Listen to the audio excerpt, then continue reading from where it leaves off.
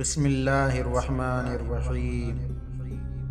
حضرت سفینہ رضی اللہ تعالی عنہ بیان کرتے ہیں کہ مجھے حضرت ام سلمہ رضی اللہ عنہ میں نے عرض کی شرط خدا کی قسم اگر آپ یہ شرط نہ بھی لگائیں پھر بھی میں خدمت علیہ السلام کی خدمت کرتا رہوں گا۔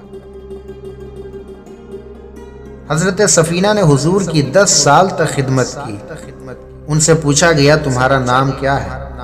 آپ نے فرمایا میرا نام کوئی نہیں، بس حضور صلی اللہ علیہ وسلم نے میرا نام سفینہ رکھا ہے۔ لوگوں نے پوچھا تمہارا نام سفینہ کیوں رکھا گیا ہے؟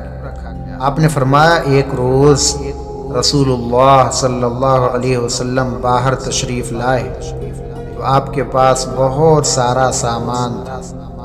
حضور نے فرمایا اپنی چادر بچھاؤ۔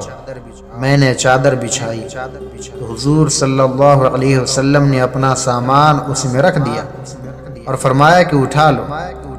اس دن مجھ پر ایک اونٹ کا سامان لاد دیا گیا، اور اگر ایسا سامان 7 گنا بھی لاد دیا جاتا تو مجھے گرا نہ گزرتا، مجھے کوئی بوجھ محسوس نہ ہوتا۔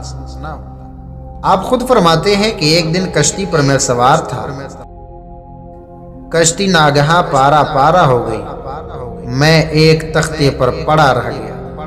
موجوں نے مجھے ایک جنگل کے کنارے پھینک دیا۔ اس جنگل میں ایک شیر تھا۔ میں نے اسے کہا اے ابو الحارث، میں رسول اللہ صلی اللہ علیہ وسلم کا غلام سفینہ ہوں۔ چنانچہ اس نے اپنے سر کو برس میں تواضع نیچے کر لیا اور میرا ادب کرتے ہوئے اپنے ایک پہلو سے میرے ساتھ ملنے لگا۔